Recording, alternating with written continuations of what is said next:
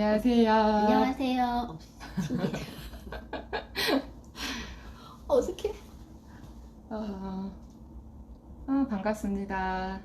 네, 저희가 저도 인스타 라박 딱 한 번 해보고 오늘 두 번째라서 화면에 얼굴 다 들어가게 하기 쉽지 않네요. 밥만 네. 넣을게요. 지금 많이 들어오고 계시는데 이제 오늘 우리 저희 라방 어떤 얘기 하려고 우리 갑자기 이렇게 잡게 됐는지 하기 전에 제 옆에 있는 계신 분을 소개해 드릴게요.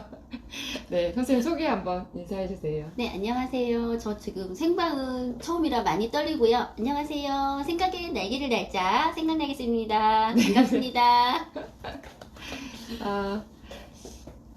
오늘 이제 교구에 대한 얘기를 한번 해보려고 사실 제가 그 날개쌤을 알게 된 지 저희가 되게 오래됐죠. 네. 되게 오래돼서 그 전부터 뭐 동영상을 같이 찍어보자, 라방을 같이 해보자 이런 얘기를 정말 많이 했거든요.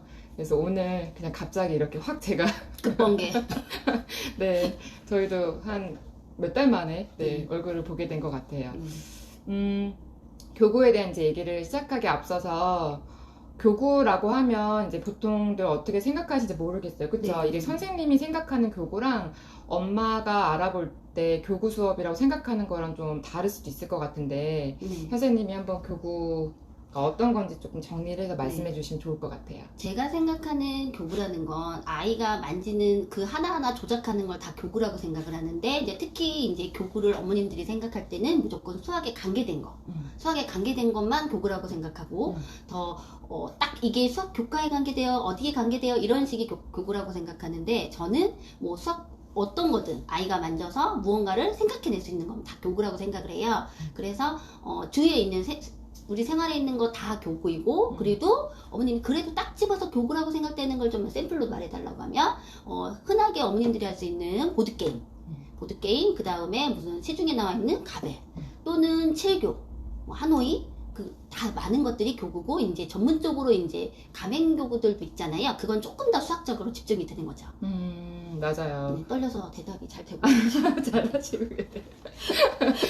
사실 이제 저희끼리 그 수다를 떨면 제가 하도 많이 웃을까봐 지금 이렇게 막 말을 저도 적당히 가려서 하고 있는데 그쵸. 그 교구 좋은 점이 있죠. 저희가 사실 공통점이 많은 게 저는 보드게임 수업을 많이 안 했지만은 저희 둘 다 슈필마트의 지도사 선생님은 1기, 저는 3기였고 또 플레이팩토도 하시고 그런 이제 수학도도 같이 하고. 그렇죠. 네. 수학을 잘하기 위해서 필요한 그런 거에 대한 생각이 좀 서로 비슷한 편이거든요. 그렇죠. 그래서 그런 관점에서 봤을 때 좀 도움이 되는 그런 교구들을 오늘 좀 얘기를 해보려고 해요. 그러면 교구 이제 여러 가지 중에서 몇 세부터 시작을 하는 게 일단 효과적인지. 저는 그냥 앉으면 어떤 것든 잡든 우리가 생활에 하다못해 이제 뭐 과일을 잡더라도 걔가 교구가 되는 거죠. 어렸을 때부터는. 어렸을 때부터 여러 가지를 만지고 입에 넣고 그때부터가 교구의 시작이라고 생각을 해요. 그렇게 조작 활동을 하면서 아이가 성장하면서 이제 조작 활동하던 생활에서 용품들이 이제 점차 이제 수학 공부를 할 때 도움이 되는 다양한 교구로 이제 파생이 되는 거잖아요. 그래서 만져보기 그리고 찔려보기 그때부터 시작한다고 생각을 해요. 찢어보고 만져봐야 다른 그 조작 활동을 할 수 있으니까 조작 활동이 시작하면 교구는 그때부터 바로 시작한다. 그렇죠. 어렸을 때 앉기만 해도 다 그거는 그쵸. 다 그러니까 공부가 되죠, 사실은. 하다못해 만지고 먹어봐야 그걸 다 할 수 있는 것처럼 그 과정이 순차적으로 돼야 된다고 생각을 해요. 그러니까 아무 거든 일단은 다 그쵸. 다 해봐야죠. 네. 한 2살, 그러니까 앉을 수 있는 이제 6개월이 지났거나 기저귀 2살 정도만 됐을 때부터는 아무거나 다 만지고 가지고 놀아도 다 수학적으로 의미가 있죠. 그렇죠. 왜냐면 보다 기저귀 영어만 하는데 기저귀 영어보다 제 생각에는 기저귀 교구를 쓰면 훨씬 더 효과가 있다고 생각을 해요. 네, 맞아요. 그렇게 엄마표로 좀 노출을 해준 다음에 그 다음 이제 처음으로 선생님을 이제 붙여서 교구를 좀 본격적으로 해보고 싶은데 어떤 게 좋을까 이제 하면은 제일 먼저 떠올리는 게 가베죠. 그렇죠. 가베죠. 몇 살부터 시작하는 게 가베가 좋을까요? 저는 이제 어머님들 그 이제 시각차에 다르고 어때부터 이제 계획이 있잖아요. 근데 계획에서 시작을 했을 때 내 아이가 이 정도는 이걸 넣고 싶다. 그때가 맞다고 생각을 해요. 아, 고민이 됐다. 이때쯤 할까 저때쯤 할까. 그때부터 이제 고민해서 찾아보면 맞다고 생각해요.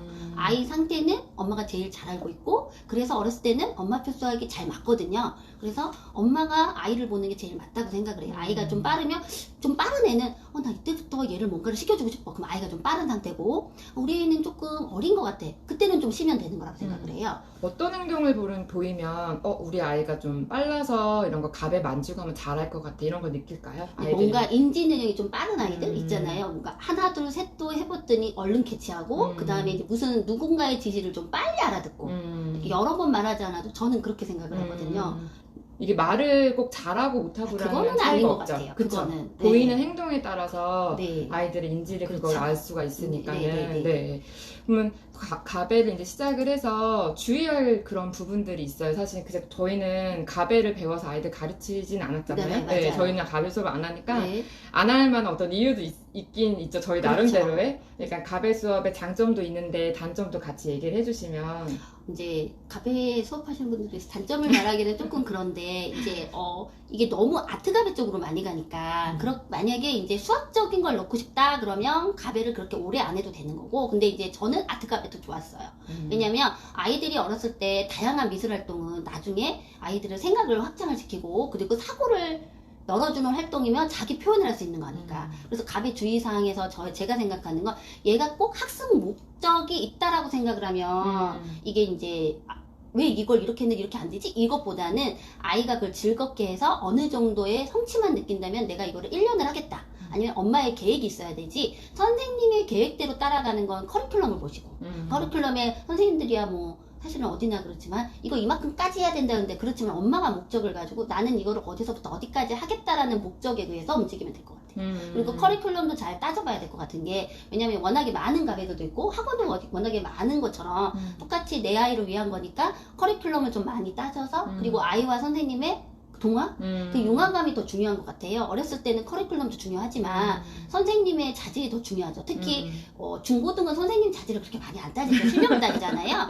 딱 해놓고 말해서. 근데 유치, 초등, 더 어린 애들은 선생님 자질이 더 중요하죠. 그리고 선생님이 좋으면 되는 거죠. 땡큐죠.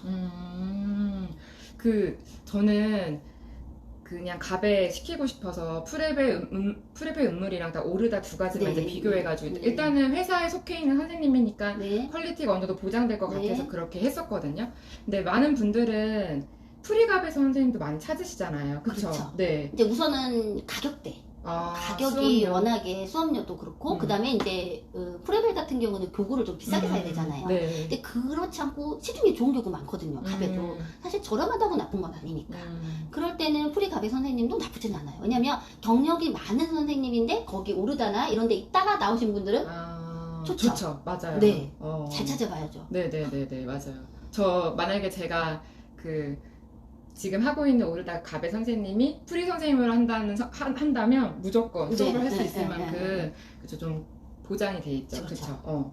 그 프리 가베 선생님들은 커리큘럼을 그냥 직접 짜시나요? 아니면은 좀 회사에 속해 있으면 약간 좀 비슷하게? 처음에 항상 모방에서 창의가 나오니까, 창조가 나오니까 항상, 그래서 제가 그냥 초짜 선생님보다는 어디 기관에 있던 선생님을 엄마들도 다 찾는 이유는 기본 베이스가 있으니까 거기서 배운 데에서 내가 여기서 이제 경험이 쌓이면서 자기만의 커리큘럼이 생기는 거잖아요. 이제 그러니까 상관은 없다고 생각을 해요. 그리고 이제 어머님들도 워낙에 많이 알아보다 보면 차이점을 느끼세요. 그래서 이 선생님 마음에 들어도 다른 데 갔다 오라고 우리들도 이렇게 얘기를 하잖아요. 나의 장점을 알리고 싶으면 딴 데랑 비교를 해봐야 되니까 이제 그런 식으로 찾아보면 될 것 같아요. 가베를 하다가 이제 한 6세 정도 되면 가베를 안 했던 엄마도 이제 수학을 뭘 좀 시작해봐야겠다. 네. 그러면 이제 가베랑 플레이 팩토를 제일 많이 찾죠. 이렇게 저울질을 네. 하시거든요. 그쵸? 뭐가 다를까요? 그런 질문 진짜 많이 듣는데. 이제 정답은 아닌데 제가 봤을 때는 가베는 조금 더 아이들 놀이와 이제 미술 쪽이 더 가깝고, 그리고 미술 아트 가베로는 제가 봤을 때는 성공 쪽이에요. 많은 생각을 열게 하고 브레인스토밍을 할 수 있고, 저도 그걸 통해서 이 가베가 이렇게 다르다는 걸 느꼈거든요. 저도 처음에는 딱히 이랬는데 제 아이도 시켰으니까. 저희 아이가 4살에 한 번 하고요, 7살에도 했어요.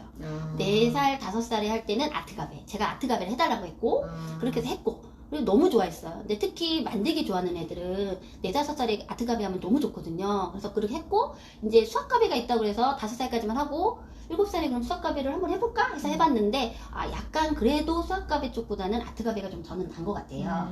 그리고 이제 가베라는 게 교재가 있겠지만, 그래도 교재가 정확하게 딱히 이렇게 나와 있는 건 없잖아요. 그거는 엄마도 해도 되는 거니까. 그래서 저는 이제 조금 더, 그때 제가 이제 바꾼 게 조금 더 교과나 더 수학이 확장되는 거? 그런 걸 좀 찾았었죠. 이제 어머님들도 아마 그렇게 해서 비교를 하신 것 같아요. 그랬을 때 플레이팩토가 가베보다 좋은 점은 우선은 이제 큰 틀을 갖고 있죠.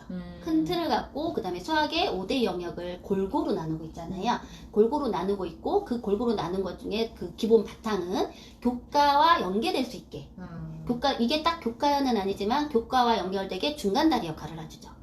그러니까 이거를 하다가 제가 수업을 해본 결과 교과만 했던 아이와 그래도 가베라도 했던 아이와 그리고 가베랑 플레이도 다 했던 아이는 차이가 있어요. 결과는 다를 수 있지만 아이가 받아들이는 신경이나 이런 게 다르죠. 가르치는 입장에서도 너무 편하죠. 그러니까 저런 것들 가베나 플레이팩토 등을 만든 아이들이 교과 수업을 할 때 좀 확실히 다르죠. 빨리 이해한다는 거죠. 아무리 결과 점수는 똑같다 해도 걔는 장기적으로 봤을 때는 교구는 해보는 게 그렇죠. 뭐라도 해본 애가 낫다. 우리가 항상 엄마들이 말씀하잖아요. 소위 말하는 네. 뭐라도 하니가 나. 그렇더라고요. 맞아요. 저도 플레이팩토 수업을 하고 있지만 확실히 그 늦게 플레이팩토 수업 시작한 친구들 보면은 그 하는데 좀 확장의 한계가 있죠. 그렇죠. 그러니까 말랑말랑하고 좀 어렸을 때 딱 그 적기에 시작을 하는 게 센스가 다르죠. 네, 좋죠. 맞아요. 이제 보드 게임을 얘기를 한번 해보려고 하는데 사실 날개쌤은 보드 게임에 대해서 정말 많이 저도 그 수학 선생님들을 많이 만나고 저희도 스터디 계속 하니까 여러 선생님들과 교류를 하게 되기도 하고 지금 아마 라방을 보시는 분들 중에서도 선생님들이 계실 거라 생각을 해요. 근데 저희가 이제 스터디를 쭉 해오면서 굉장히 보드게임을 많이 아시는 그런 것들에 정보가 가끔씩 유출되는 것 때문에 그쵸? 저희가 이렇게 어떤 이렇게 얘기를 할 때 좀 수위 조절을 맞아요. 할 수밖에 없는데 선생님이 보드게임을 처음 시작하게 된 계기가 어떻게 됐는지 궁금해요. 취미였거든요. 중고등 과외랑 이제 초중고등을 하고 이제 중고등이 대부분이었는데 아이를 키우는데 아이 케어가 안 되고 그래서 저희 아이도 이제 가베 시키고 6살에 이제 다른 거 하는데 그 가베 선생님이 보드게임이 취미신 거예요. 그래서 그 선생님한테 선생님 취미로 하지 말고 저희 아이를 가르쳐달라고. 왜냐면 그 선생님 워낙에 잘하셔서 이제 저희 아이를 가르쳐 너무 재밌는 거예요. 그래서 같이 했어요. 저도. 참고로 선생님의 아들은 고3이요. 그렇게 안 보이시죠? 고3 지금 고3 아들이에요. 지금 굉장히 힘든 고3 엄마. 올해는 공부를 포기했답니다. 사실 그 아이가 이제 굉장히 이렇게 크잖아요. 사실 그러니까 십몇 년 됐죠. 6살, 5살 뭐 이럴 때도 계속 취미로 했는데 선생님까지 붙여보니까 더 좋은 걸 알고 제 취미가 이제 직업이 된 거죠. 그래서 맞아요. 보드게임 수업으로 막 여기저기 많이 활동을 하셨는데 어떤 활동 하셨었죠? 보드게임으로? 저는 이제 학원에서도 하고 그 다음에 이제 학교도 나가고 중학교 영재반 수업도 했죠. 그리고 도서관 수업도 했고 맞아요. 맞아요. 그래서 보드게임 모든 회사의 보드게임 뿐만이 아니라 막 그쵸. 독일 직구도 했고 미국 직구도 할 수 있는 그래서 정말 많이 아셔가지고 파면 팔수록 계속 나와요, 뭐가. 아직도 저희 집에 너무 많아요. 교습소에 가면은 세 면도 모자라서 막 그쵸, 엄청 창고에 쌓여 있어요.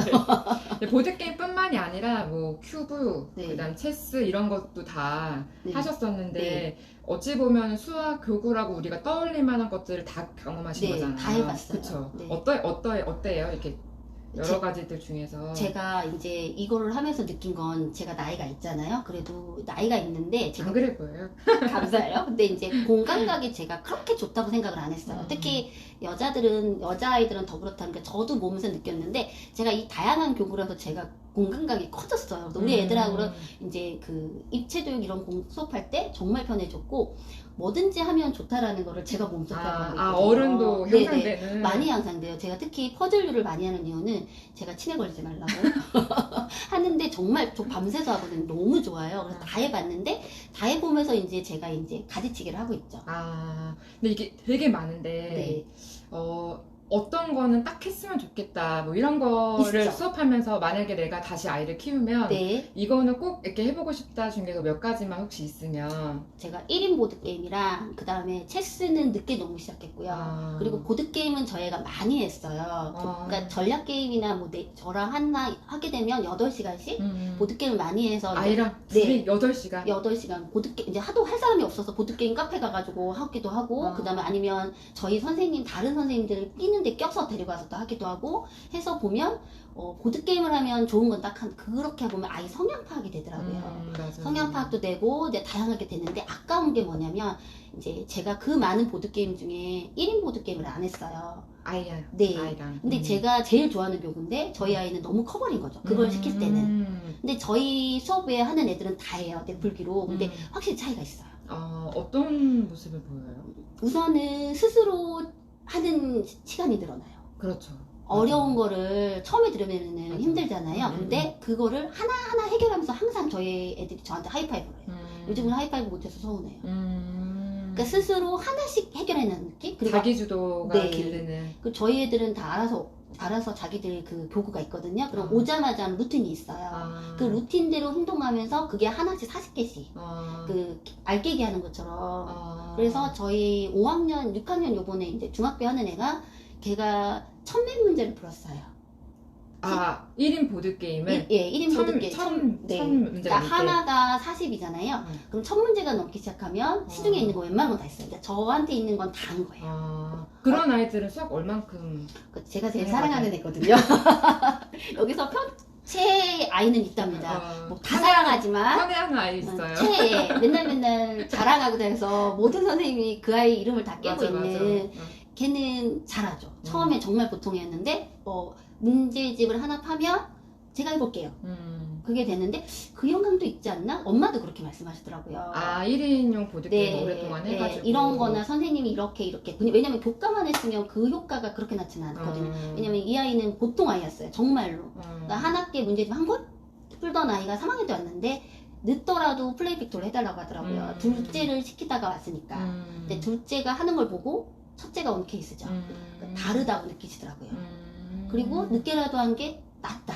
늦게라도 하는 네, 게. 왜냐면 아이가 그쪽 도형 감각이 없다고 생각을 했는데 발견을 하셨어요. 아닌데요? 첫애가 더 잘하는데요? 이렇게. 뭐 그럼 5, 6학년 아이들도 시간만 된다면 저는 시켰으면 꾸준히 하면은 네. 느는 게 네, 있다는 네, 거죠. 네. 조금이라도. 그러니까 저희 4학년 겨울에 왔던 애인데 걔가 정말 여자애라서 입체적으로 너무 싫어하는데 저는 지금도 이해가 안 되면 전개도 다시 펼치게 하고 다시 다 해줘요. 근데 그게 확실히 늦은 것 같지만 어차피 그 시간에 끙끙대나 확인을 하나? 어렸을 때 확인 못한 건 늦게서라도 확인을 해야 되잖아요. 그래서 그렇게 했는데 아이가 훨씬 거부감이 없어요. 그리고 스스로 선생님 제가 이해가 안 되니 제가 이걸 만들어 볼게요. 라고 하더라고요. 지금 중학교에 선행하는 애들은 그렇게 하고 있어요. 근데 그런 그 문제를 이렇게 막 이렇게 풀고 이런 것들로는 우리가 1인용 보드게임을 해서 그게 잘 길러지지가 않죠. 문제집 푸는 걸로만 우리가 기대하는 수학 문제를 오랫동안 붙잡고 그 자기주도적으로 하고 그런 게 문제를 푸는 걸로만 기르는 게 한계가 있죠. 그렇죠. 많이 한계가 있죠. 왜냐면 아이가 그쪽에 편협한 사고가 있고 그렇게 이게 열린 사고가 돼야 되는 거잖아요. 사실은. 그러니까 우리도 한계를 느끼는 게 수능 제일 어려운 문제는 내 머리에 한계가 있는 것처럼 그거는 그들만의 리그가 아니라 그 정도의 사고 확장이 된 일을 하는데 그럼 어렸을 때부터 준비가 돼야 되는 거잖아요. 그렇죠. 뭐 고등학교 때 내가 선행을 많이 했다 해서 이제 요이 또 한다고 되는 게 아니니까 제가 봤을 땐 그건 어렸을 때부터 이렇게 좀 길러와야 되는 것 같고 제가 저희 아들한테 그 부분을 좀 덜 기른 것 같아요. 제가 수학을 시켜보니까 차이가 있더라고요. 그러니까 정말 열심히 놀아라 했더니 정말 놀고만 있더라고요. 네, 맞아요. 그거는 문제가 있어요. 저도 예전에 그때도 그 선생님도 아이가 고등학생이었는데 저는 보드게임을 많이 안 해봤으니까 수업을 많이 안 해봤으니까 그때 진짜 보드게임 하면 수학 잘하긴 잘해요. 그랬더니 이렇게 문제 해결 전략 같은 게임을 많이 하면 그런 게 고등학교 때 티가 난다고 그런가요?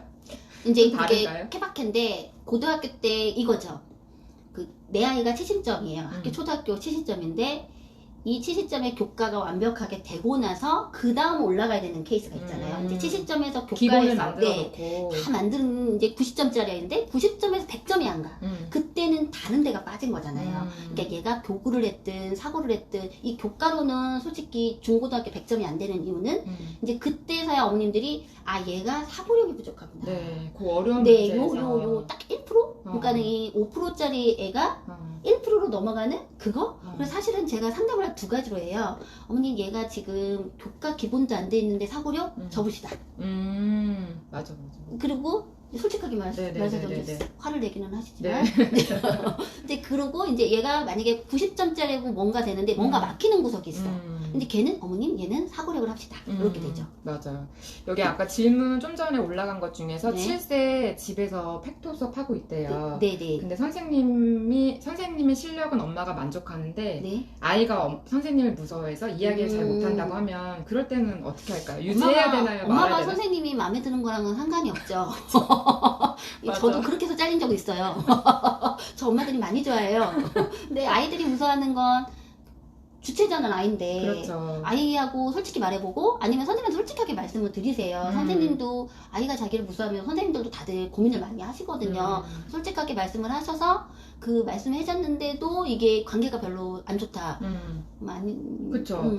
아이가 유연한 사고를 해야 되는 수업에서 무서워서 눈치를 본다는 거는 그냥 그 수업을 할 의미가 없죠. 그 자연스러운 어떤 맞아요. 교구 활동이 진행이 안 되는 거겠죠? 교구니까 특히 왜냐면 교과는 어느 정도 무서움이 있어야 된다고 생각해요. 그렇죠. 근데 저학년은 아니고 한 4학년부터 무서워야죠. 숙제도 해야 되고 맞아. 이게 나이에 따라 습관을 달라요. 잡아줘야 그렇죠. 되니까. 그때는 무섭다는 게 그 무서움이 아닐 거예요. 그죠? 숙제를 안 해서 혼날까봐. 맞아. 본인이 잘못한 거 본인이 네. 알고. 네, 그쵸? 그래서 4학년 때 무섭다와 6살, 7살 때 무섭다를 구분하실 줄 알아야 돼요. 그러니까 제가 생각할 때는 어머님들이 아이가 몰라에 네 가지가 있잖아요. 진짜 몰라? 말하기 싫어? 무슨 말 하는지를 몰라? 뭐 이렇게 다양한 게 있잖아요. 네. 가기 싫어? 네. 한 진짜 10가지 언어가 있잖아요. 그 언어를 빨리 파악을 했으면 좋겠어요. 선생님 말하는 걸 다 모른대요. 그 몰라가 진짜 몰라인지. 그것도 근데 아이 말을 사실은 클수록 100% 믿을 수는 없죠. 그렇죠. 네. 그렇죠. 근데 네. 애기일 근데 때는 애기들은 좀 더 감정을 맞아요. 만져줘야죠. 네. 그런 표현이 어쨌든 그냥 하는 말은 그렇죠. 아니죠. 그쵸? 뭔가가 있으니까 하는 맞아요. 말이죠. 맞아요. 그래서 좀 고민을 해보시고 선생님이 그 부분에 대해서 기분 나쁘게 생각하신다면 저는 바로 스탑하는 게 맞다고 근데 생각해요. 대부분은 그렇진 않으세요. 그쵸. 제가 무섭대요? 이 반응일 거예요. 그렇죠. 네. 그랬으면 좋겠는데. 네, 저는 그렇게 말하고 왜 내가 무섭지? 이렇거든요. 네, 그랬으면 좋겠어요. 그리고 아까 네, 팩토 방금 질문 먼저 볼게요. 팩토 공부방에서 여럿이 하는 것이 나은지 아니면 혼자서 수업 받는 게 나은지 5세랑 1학년 학부모님이신데 그러니까 교구 수업 같은 거를 네. 여럿이 하는 게 좋은지 아니면 혼자 하는 게 좋은지. 저는 케바케라고 생각해요. 맞아요. 그게 이제 항상 제일 어머님들이 싫어하는 말이 케바케인데 죄송해요. 근데 어쩔 수가 없어요. 아이가 샤이하고 여러 명 있을 때 아이가 움츠러드는 애 절대 혼자 해야죠. 맞아. 이 내 아이가 여기서 운신도 못하는데 여럿이 하는 게 절대 안 되죠. 내 아이가 무조건 원이 돼야 되니까 그렇잖아요. 베스트 원이 되려면 내 아이 맞춰야 되니까. 그래서 아이가 그리고 아니면 여럿이 하는 걸 너무 즐거워해. 여럿이 해야죠. 그러니까 아이 성향이 중요해. 아이가 외향적이다 혼자 하면 정말 지루해하고 아이가 내성적이고 선생님 단둘이 하고도 정말 빨리 붙이지 못하는데 내 아이가 자기 표현을 못하는데 선생님들 시선이 딴 데가 있으면 그건 아닌 것 같아요. 맞아요. 그리고 옷에는 좀 보셔야 될 것 같아요. 그러니까 1학년 같은 경우는 아무리 혼자여도 이제 세상에 나가야죠. 저는 그렇게 생각해요. 세상을 나가는 때와 아직은 엄마 품에 있어야 될 때가 좀 다르다고. 그러니까 맞아요. 제가 이제 고3 엄마다 보니까 그때 시기를 빨리 캐치하는 그 엄마가 빨리 좀 센스가 있는 네네네. 엄마 센스가 좀 더 중요한 것 같아요. 맞아요. 아이 센스는 아이는 센스는 엄마의 센스에 따라 달라지는 것 같아요. 맞아. 아이는 무조건 다 괜찮아요. 맞아요. 제가 봤을 때 모든 아이는 다 똑똑하고 다 좋아요. 좀 전에 7세 음무를 하고 있는데 네. 계속 지속할지 왜 이렇게 우리 초등 앞두고선 뭐 네. 초등 음물 뭐 수학 가배 이런 거 많이 고민하잖아요. 그거 뭐 네. 한번 하는 게 나을지 아닐지 근데 이제 시간이 여유가 있다면 전체 커리큘럼에 이제 끝까지 가면 나쁘지는 않죠. 근데 시간적으로 아이가 그 연산도 해야 되고 교과 맞아. 준비도 해야 되고 그러면 그거에 이제 가배가 먼저인지 그걸 먼저 찾죠.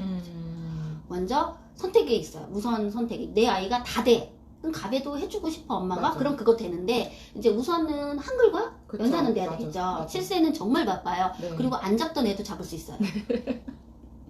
제가 그랬어요. 맞아요, 맞아요. 아까 팩토 4세도 이르냐고 했거든요. 팩토가 그럼 어떤 팩토를 말하는 맞아. 건지.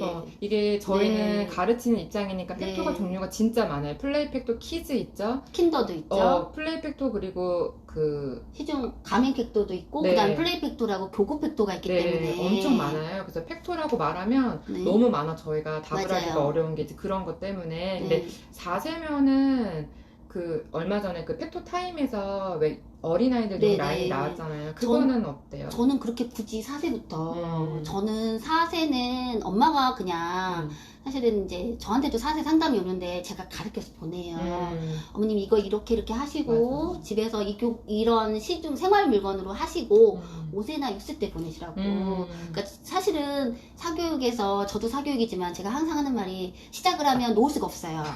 시작을 해서 놓으면 그 전에 거 다 사라지는 거거든요. 그래서 제가 항상 하는 지금부터 시작이면 뭐 쭉 갈 거 생각해서 지금부터 쭉 가실 수 있으면 네. 상관이 없지만 그럴 거면 좀 늦게 시작해라. 네네네. 그리고 무엇보다 4세는 아직 애기잖아요. 그러니까는 정형화된 어떤 개념을 넘는 것보다는 맞아요. 창의적인 활동을 하는 게 좋아서 오히려 뭐 아까 말씀드린 미술가배, 아트가배가 네, 이제 그런 그거는 맥락이고 괜찮아요. 네, 음물도 처음 단계나 이런 것들도 그냥 개념 위주는 아니기 맞아요. 때문에 그런 것들도 이제 괜찮죠. 그리고 엄마랑 노래 많이 부르고 그죠? 음. 노래가 정말 좋은 것 같아요. 왜냐면 어차피 음률 많이 하면 영어에도 도움이 되는 거니까. 그리고 맞아요. 이게 노래도 박자가 있으니까 그 박자감도 수학이랑 관계가 그렇죠. 있잖아요. 네. 그래서 그런 다양한 생활이 다 영어고 국어고 수학이죠. 네, 맞아요.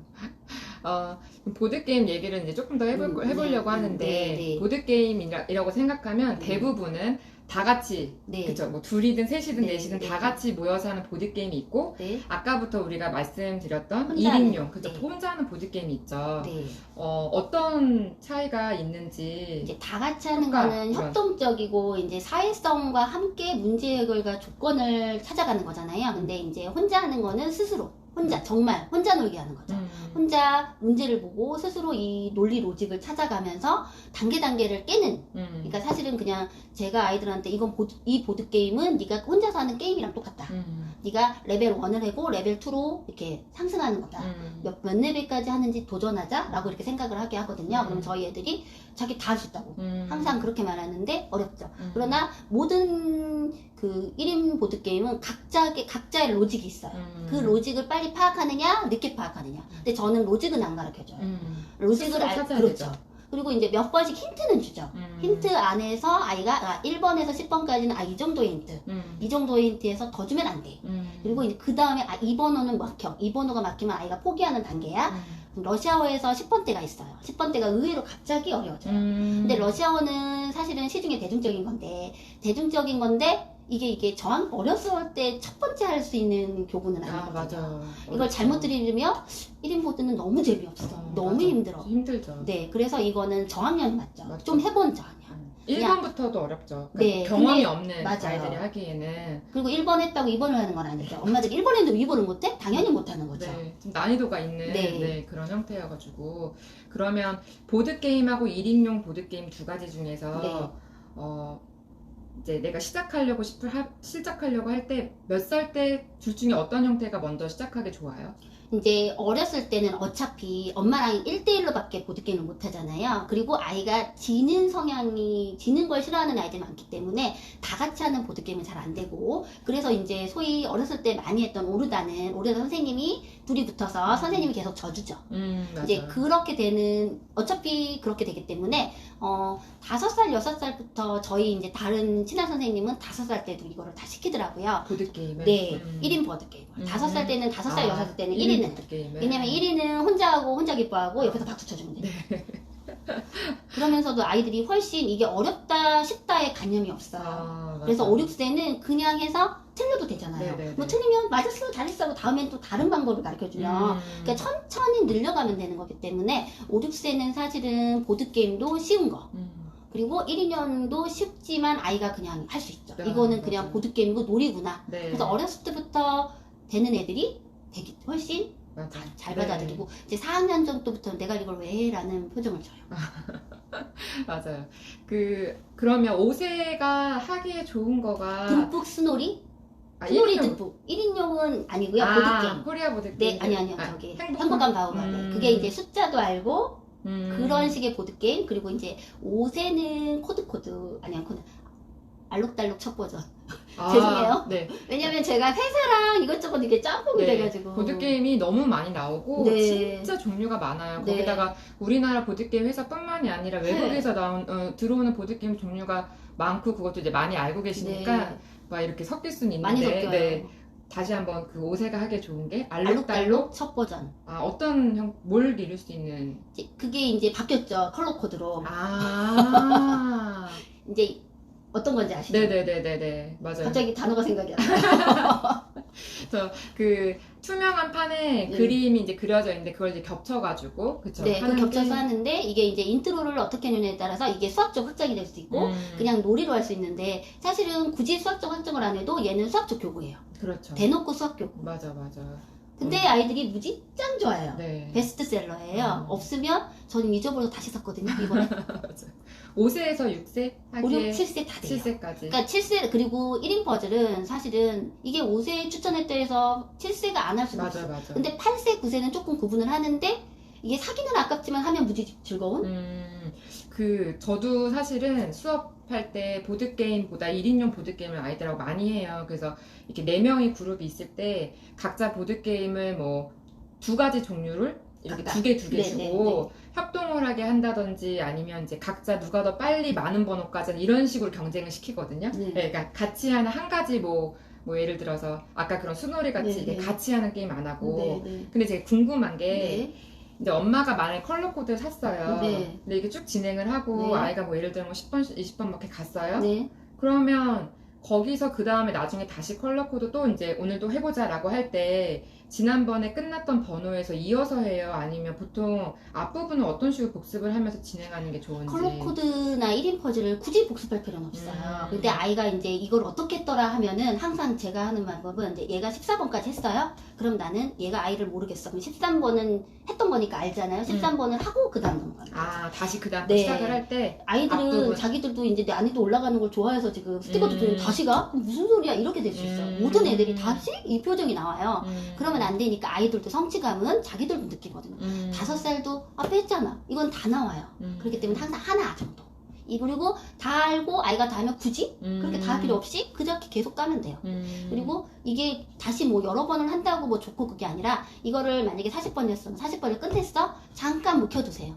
묵혀놨다가 다시 하는데 그때는 1번부터 안 해도 되죠. 왜 굳이 1번부터? 1번을 하는 이유는 아이가 쉬운 것부터 로직을 파악하기 위해서 하는 거잖아요. 아이가 어리든 크든 적든 저는 무조건 1번부터 해요. 1번부터 해야 되는 이유가 있어요. 쉬운 거를 해야 아이가 만만하게 로직을 파악해요. 그렇죠. 이게 무슨 규칙이야?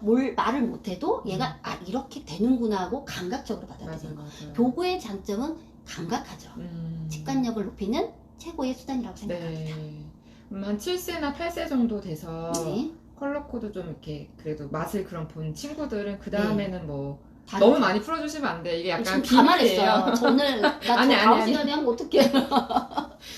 저희가 다음 주 수요일 날 선생님 강의가 있으신데 저희가 오늘 다 풀어드릴 수는 없고 선생님이 제일 중요한 건 몇 가지만 네. 네. 7세, 8세나 한 2학년? 요 정도 범위에서는 네.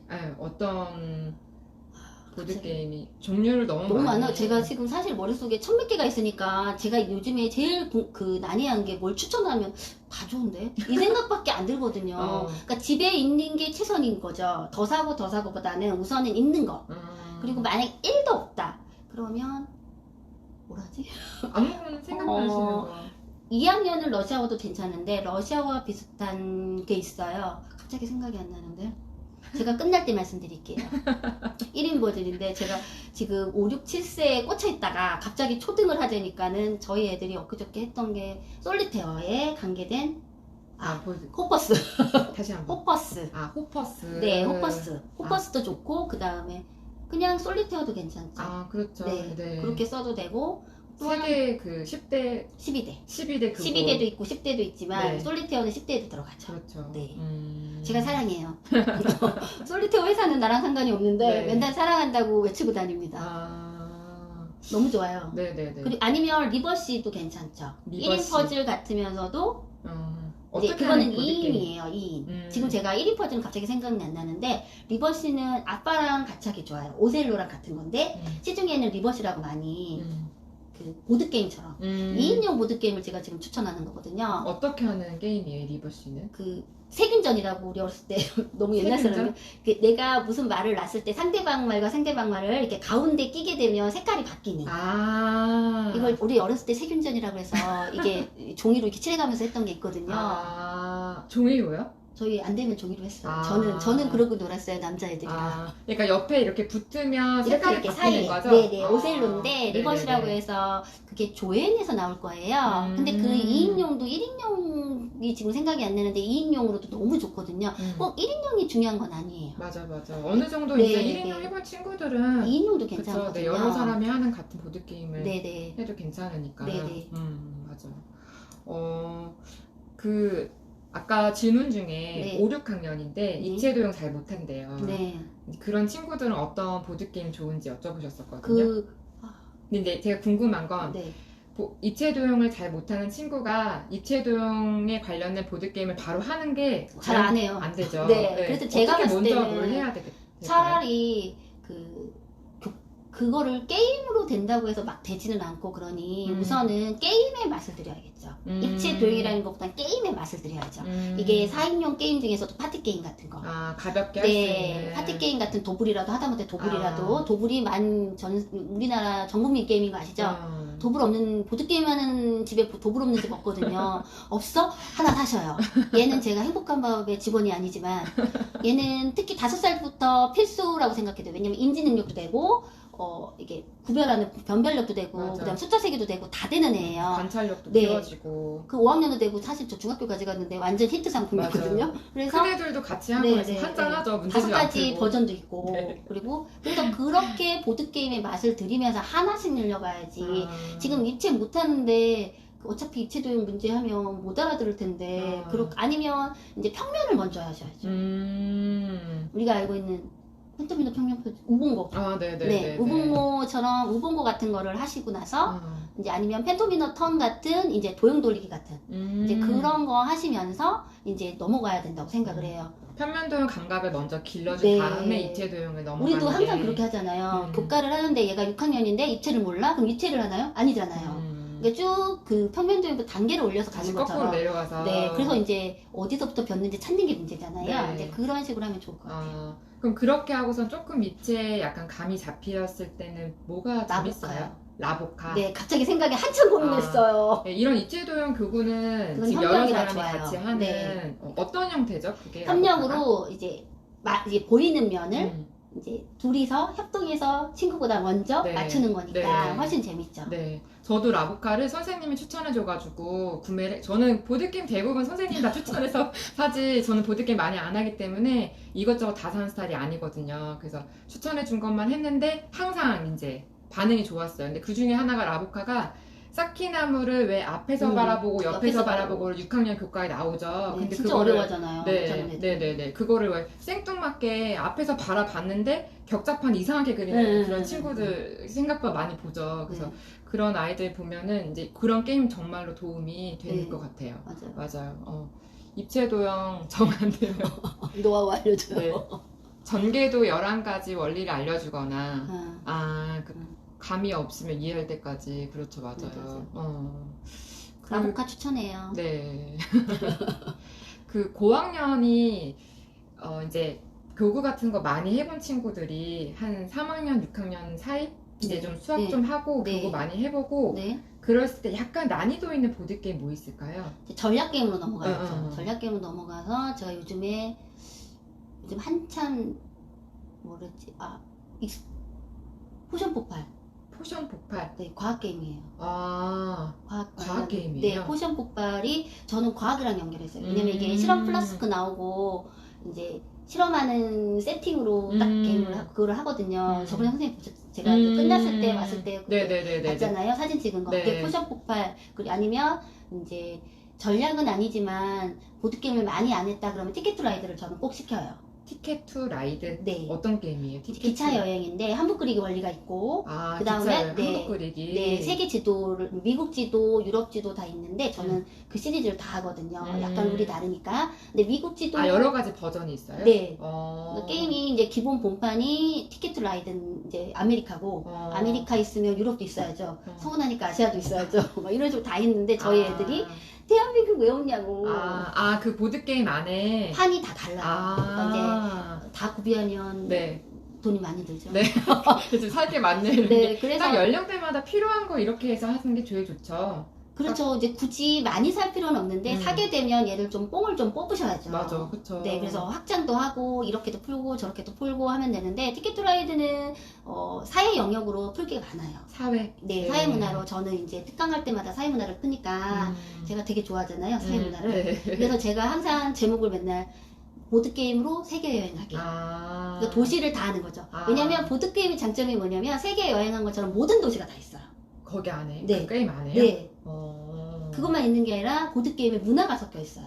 문화? 네. 어떤? 그러니까 유럽의 그 시장 문화나 유럽의 어떤 티켓 투 라이드 같은 경우는 초창기에 인디언들이 개척했던 그 길에 따라서 기차를 놨잖아요. 기차 노선도 이런 것까지 얘기를 해줄 수 있고, 그 다음에 티켓 투 라이드가 나고 나면은 루이스 앤 클락이라는 조금 더 어려운 잠깐 천천히 루이스 앤 클락. 루이스 제가 앤 흥분했어요. 보드게임 얘기해서. 루이스 앤 클락이라고 하는 탐험가 시리즈 문제도 보드게임도 있거든요. 그게 확장이 이렇게 가는 거예요. 네. 이제 향수라는 퍼퓸이라는 게임도 있는데 그럼 네, 향수도 너무 많이 보드게임 이제 그거는 전략이니까 네. 제가 요즘 전략에 꽂혀서 그러니까 제가 생각할 때 3학년에서 6학년 사실은 교구 수업을 할 필요는 그러니까는 이런 형태 보드게임 수업을 하진 않죠. 근데 이제 아이들이 교과 이런 공부하다가 좀 지치고 이럴 때 좀 전환시켜주는 의미로 보드게임 가끔씩 활용해주면 좋은데, 그럴 때 좀 수학적으로 실력 있는 아이들한테는 이런 문제 해결 전략 같은 게임을 근데 시간이 좀 많이 걸리죠?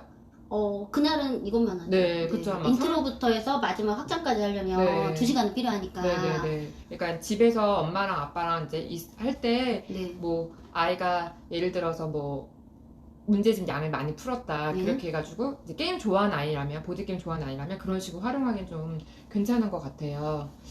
초등학교 2학년 교구 안 해본 아이인데 사고력 학원도 초등은 교구 안 해요. 그쵸? 네. 근데 이제 교구 만져보는 경험을 보드게임 외에 다른 거 추천해 주실 수 있는 게 있냐고 여쭤보셨는데, 저번에 저희가 공부했던 갑자기 그게 떠오르는데 물어보시니까 하는데, 저번에 저희 공부했던 것 중에서 수연산 파트 교구도 있었고, 그 다음에 교과필수 교구 패턴블럭 같은 교구는 꼭 필수로 저는 구비를 했으면 좋겠는 거예요. 만약에 이제 저는 패턴블럭이 2학년 때도 쓰고 4학년 다각형에도 쓰이고 쭉 쓰이잖아요, 사실은. 맞아요. 그리고 5학년에 넓이를 가르칠 때 이 사다리꼴이 그림으로 그렸으니까 감이 없는 애들은 그걸 제가 겹쳐주면 평행사 변형의 넓이 구하는 게 되잖아요. 그렇죠. 그래서 패턴블럭은 다재다능하다고 생각을 해요. 그리고 시중에 패턴블럭 교구만 있으면 시중에 문제집이 많잖아요. 패턴블럭이 제일 많잖아요. 패턴블럭 관련된 워크북? 그렇게 많으니까 패턴블럭은 6살부터 가지고 놀기도 좋고, 그거는 이제 아트로도 되거든요. 그래서 저희 애들 심심할 때마다 패턴블럭으로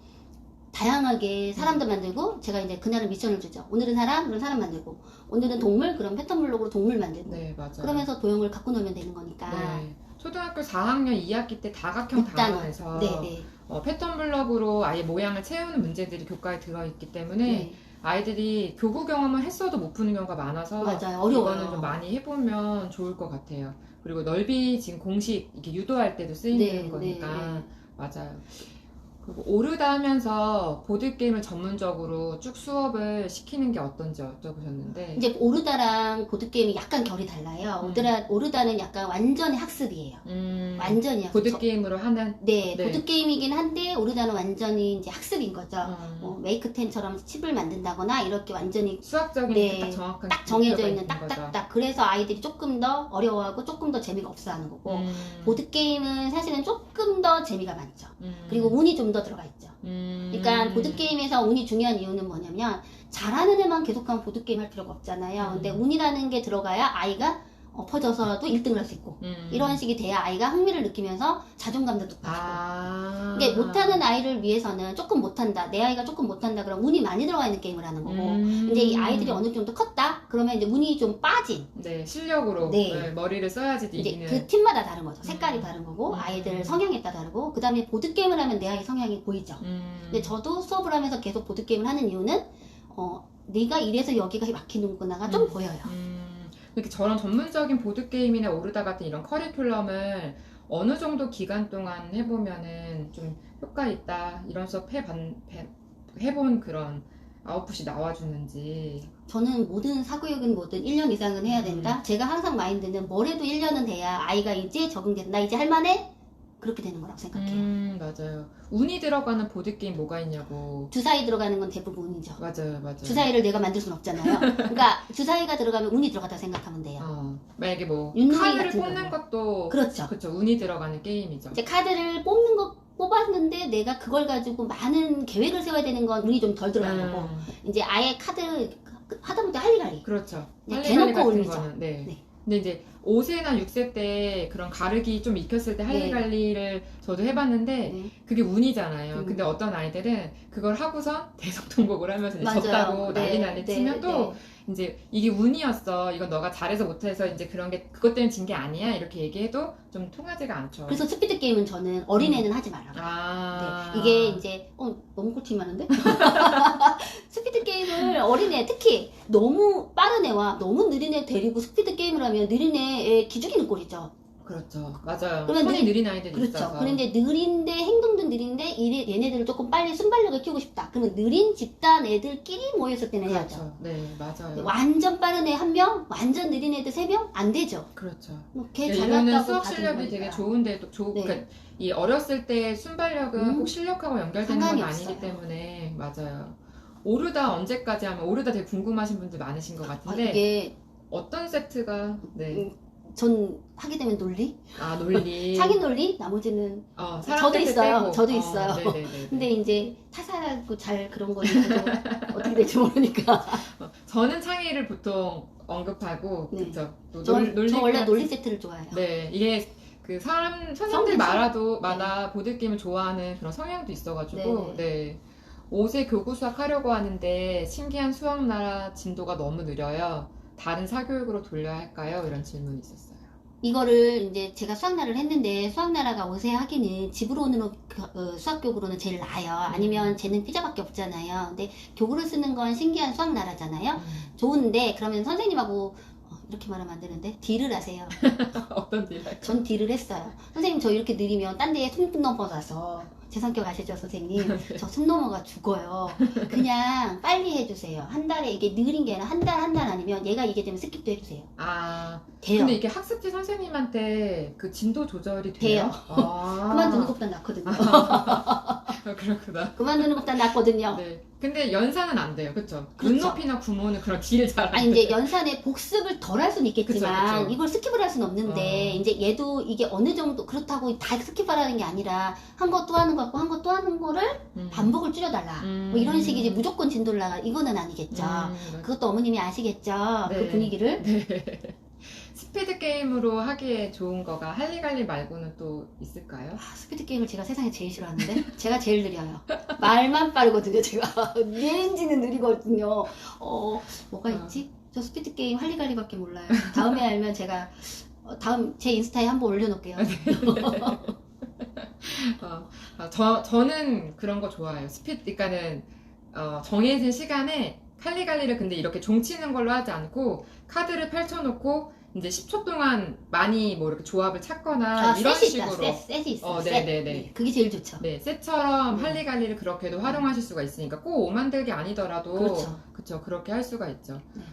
빼기 해도 돼요. 빼기. 맞아요. 사실 그 보드 게임이 그 정해진 그 질문 있었어요. 그 정해진 그 룰을 엄마가 다 이렇게 설명을 하면서 이렇게 보드게임 알려주냐고 질문이 있었는데 아니에요. 보드게임을 1부터 100까지 그거를 룰 다 하게 되면 아이가 아직은 적응이 안 되면 안 되죠. 저도 전략게임이든 무슨 저는 무조건 다 찢어요. 1단계, 2단계, 3단계. 그리고 룰도 바꿔요. 안 되는 건 바꿔야죠. 근데 이제 설명서 나온 거에 네. 나와 있는 그 어떤 기본 룰 정도만 알려주고 네. 그 다음은 게임을 하면서 아이들이 익혀갈 그럼요. 수 있게 그렇게 한다는 거죠? 이제 기본 룰인데도 이 룰이 너무 어렵다. 그럼 반으로 쪼개서 아. 가는 만큼만 하는 거죠. 맞아요, 맞아요. 근데 이런 게 사실 엄마가 그냥 설명서만 읽고 이해하기가 좀 어렵죠. 가끔 네. 저도 설명서 잘못 네, 이해해서 제 마음대로 어려워서 했어요. 그 보드게임 하시는 선생님들끼리 스터디를 많이 하는 이유가 이제 여러 가지로 활용이 네, 가능하니까 이제 그런 걸 연구하려고 그리고 그렇게 룰 하시죠. 인지도 하고 룰도 네. 전략은 어렵잖아요. 네, 맞아요. 저희가 다음 주 수요일에 강의가 있죠. 생각나게 쌤 이제 강의가 있는데 그 강의 공지를 올리고 다 이런 생각 하셨을 것 같아요. 그래서 어떤 강의를 한다는 거지? 이런. 전 다 할 네. 거라고 생각했어요. 간략하게 한번 소개해 주시면. 너무 이제 제가 제 강의를 설계하려니까 아, 제가 얘기할까요? 창피해요. 사실 그러니까 저희가 교구라는 거를 뭐뭐뭐 한다 이런 얘기를 잘 언급하지 않는 게 선생님들 사이에선 그런 경우 되게 많아요. 이렇게 보드게임이 뭐가 좋은지에 대한 거는 그 사람의 그 능력이에요.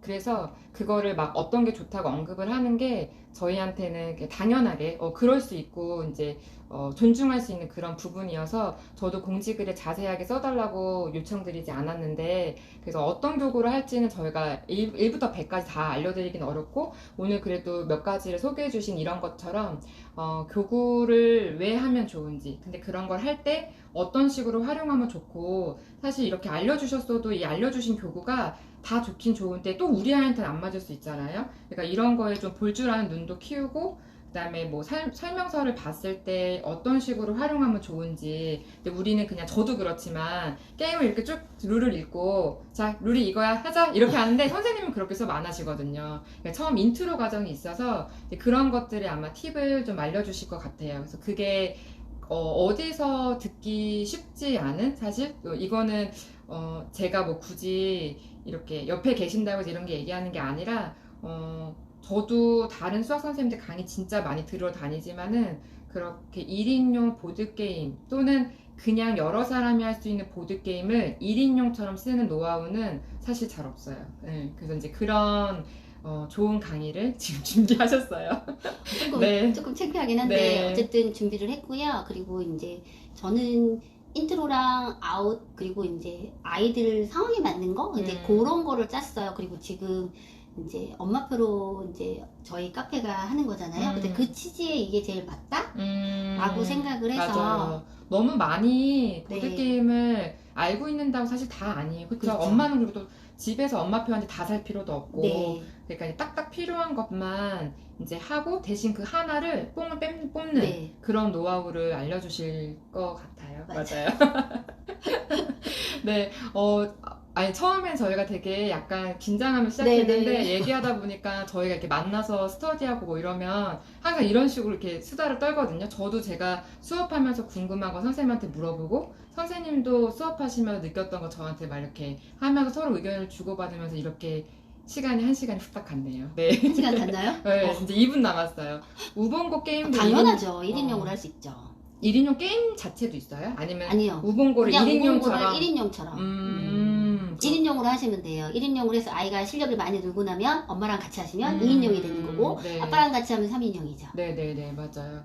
그러니까 아이들마다 좀 성향이 다르니까 아이가 특히 이기려고 하는 성향이 있으면 우봉고는 먼저 아이를 먼저 이게 이제 힌트처럼 네, 그 치트키처럼 먼저 네. 연습하는 거죠. 맞아요, 그리고 맞아요. 아빠 딱 데려놓고 이제 네. 데려다 모셔놓고 네. 자 이제 시작하면 아빠가 늦는 거죠. 네. 그럼 아이는 기쁘죠. 오늘 이제 저희 이제 몇 초 안 남은 것 같아요. 네. 이제 인사하고 마무리할게요. 저희 네. 또 기회 되면 또 같이 네. 콜라보를. 오늘 네. 잘 했는지는 네. 모르겠어요. 이거 녹화했으니까 제가 올리도록 할게요. 그래서 오늘 많이 참여해주셔서 너무 감사하고 네. 또 다음번에 또 라방 있으면 공지해드릴게요. 아마 저는 2주마다 한 번씩 할 것 같아서 다음 주 금요일쯤 예상을 하고 있어요. 그래서 또 알려드리도록 할게요. 감사합니다. 네, 안녕. 감사합니다. 안녕히 가세요. 네.